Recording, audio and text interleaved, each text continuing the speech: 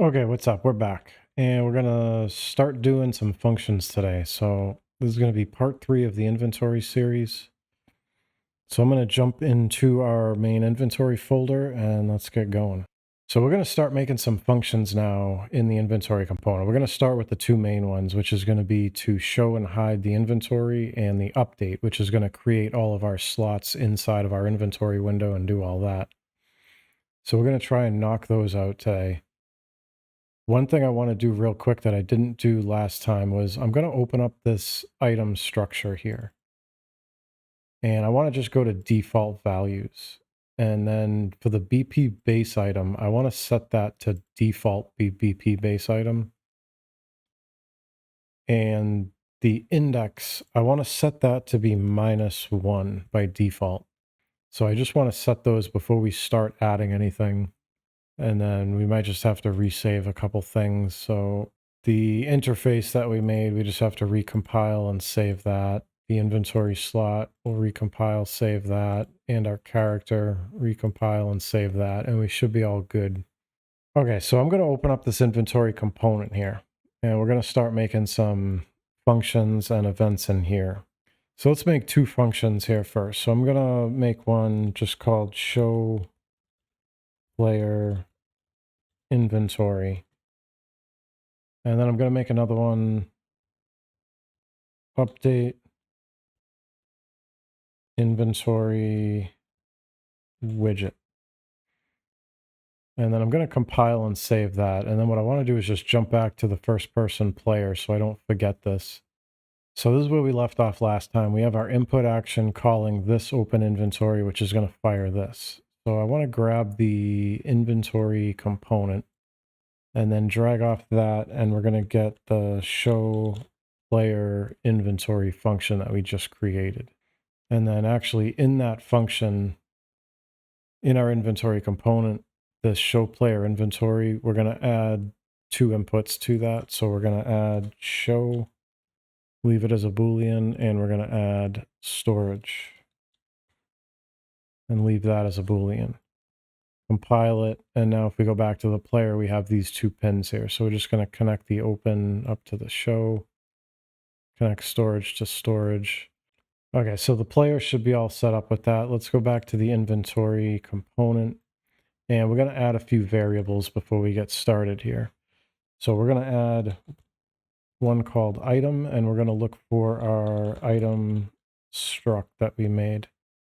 And then we're going to make that a array. So I'm going to right click to make that an array. And then I'm going to add the BP base item in here. And we're going to make that of the type BP base item. And we're going to pick a class reference for that. We don't want an array, so make sure you right click, change that back to single. I'm going to add a couple more. So we're going to make one called should collapse. And I'm going to make that a Boolean. And then I'm going to make one called main inventory. That's also going to be a Boolean. And I'm going to make one for capacity too. And that's going to be an integer. And then I just want to make the capacity instance editable and exposed on spawn. That's going to be later for the storages. So we'll compile and save that. So with those made, now we can start our begin play here. So I'm going to drag off and do a branch. And then I'm going to plug this main inventory into this branch. So coming off of true, we're going to create our HUD. So we want to create widget. And then I'm going to pick the main HUD and then promote that return to a variable. And I'm just going to rename this to main HUD. Now, coming off this, I'm going to grab my items. We're going to run into a resize first, and this is going to be however big we want our inventory. So I'm going to take the capacity variable we made, plug it in, and I'm just going to say 20 because that's going to fit good. We can always change this, but I'm going to set that to be 20 for right now. And then I'm going to drag off this item array here, press R for a reroute, and then drag down, and I'm going to press F for a for each loop. And then I'm going to grab this array again, and we're going to drag it out, press R, and then we're going to get a set array element. And this is going to just be to basically like initialize our array. So I'm going to break this structure pin here, and we want to set our items to BP base item, quantity 0, index should be -1.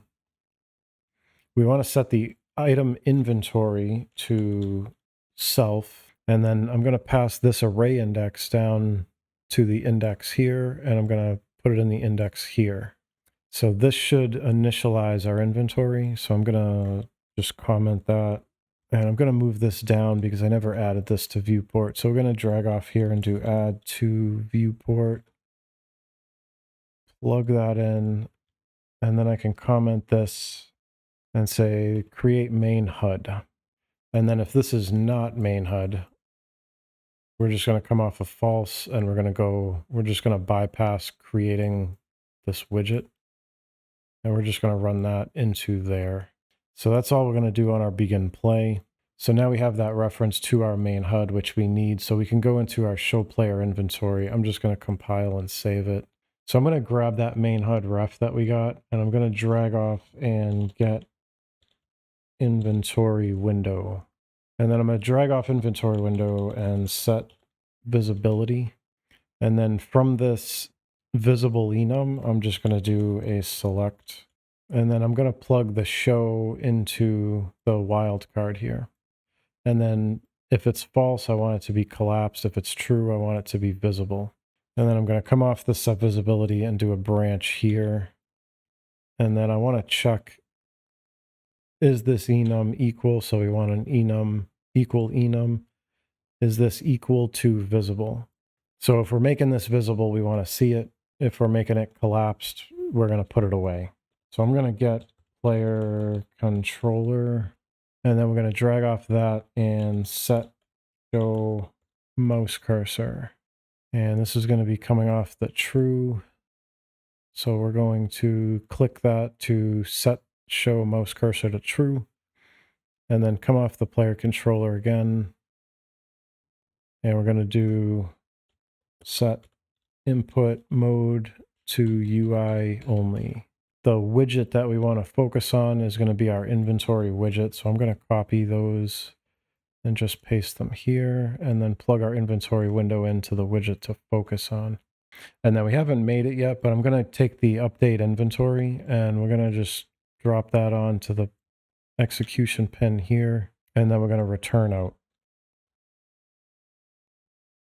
And then I'm going to copy the set show mouse cursor. We're going to put it down here under false. I'm going to drag off here and set input mode back to game only here. And then we can just return out of here. Make sure to plug that player controller into that set down there too. Make sure your set show mouse cursor is false down the bottom here if you copied and pasted it like I did. Before I forget, I'm going to jump into the player, and I'm going to highlight the inventory component we made.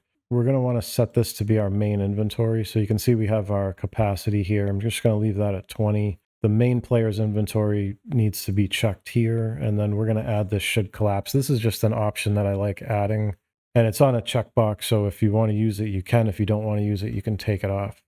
So I'm going to compile that, save it. So we got to do one quick thing in our main HUD.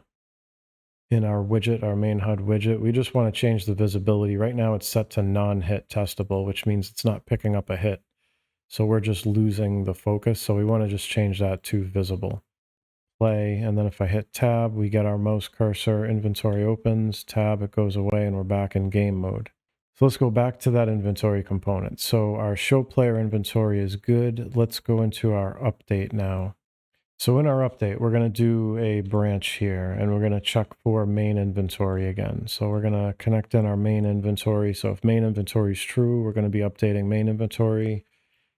If main inventory is not true, then it's going to be storage, and we're going to update that. So we're going to grab the main HUD reference that we got. We're going to drag off, and we're going to get inventory window. And then we're going to drag off this and look for whatever our wrap box was called. So whatever you called your wrap box here, we can just leave it set to wrap box, but just make sure a variable is checked. compile it, save it, and whatever you called that, just drag off and do get wrap box. And it's got some numbers after it, that's fine. So now coming off the wrap box, we want to clear children. So we're going to clear children there, connect that into true, and then we're going to get our items array here and drag that out. We're going to want to do a for each loop here. And then I'm going to do a branch. And this is going to be for our should collapse. So this is just, it's kind of a good feature to have. At least I like it in there just for an option. So if should collapse is true, then what I'm going to do is break this element. All I need is the BP base item. And then I'm going to check. So I'm going to drag off and I'm going to do a not equals to. So if I hit equals, we can get the not equals. And I want to just see if this is not equal to BP base item. And I'm going to drag off, put another branch here, plug that in. So as long as it's not equal to BP base item, that means there's something in that inventory slot. We want to create the widget. So we're going to put the create widget in here and we're going to select our inventory slot. And the item we're going to pass in is going to be this element here. So I'm going to drag this down, drag it over, and plug it in here.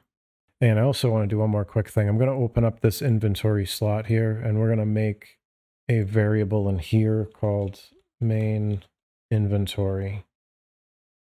And I'm just going to make that a Boolean, and we're going to do exposed on spawn and instance editable. So we're going to save that, jump back to the inventory, and then if we refresh this, you'll see that we have that there. So coming off this main inventory, is main inventory true? We're going to check that. Okay, so now we need this wrap box down here. So I'm just going to drag this over. And we're going to do add child to wrap box. So we're going to plug in the execution. We're going to go, the return from the widget is going to go into the content. So now if should collapse is true, we're only going to be creating a widget and adding it to the wrap box for any item that's not equal to BP base item, meaning any item that has something in it. And then if should collapse is false, we're going to come down and just create that widget for everything. So I'm just going to copy this create widget and we're just going to paste it down here, connect our false into that. We're going to run that item down in there. So if we're not looping this, we're going to be looping this here based on if that's true or false there. So we're going to pass that array element down so we can pass the item into that widget. And we're also going to need this add child to wrap box. So I'm going to bring that down. We can just plug this right in here too. Plug in our return value. And then I'm going to drag off this widget and I'm going to get the thumbnail and I'm going to get the button.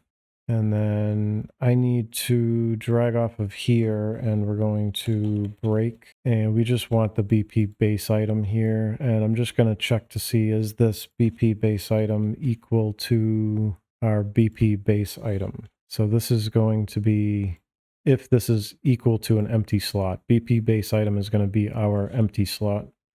So I'm going to drag off. So if any slots are empty, I don't want to display the thumbnail because if we don't have one, it's just going to give us a white image. So for any spot that's empty, I'm going to just hide the thumbnail and I'm going to basically hide the button too. Otherwise, the empty items we have, it'll show us overlapping them or it'll show us hovering over them. I'm going to come off thumbnail and just do a set visibility.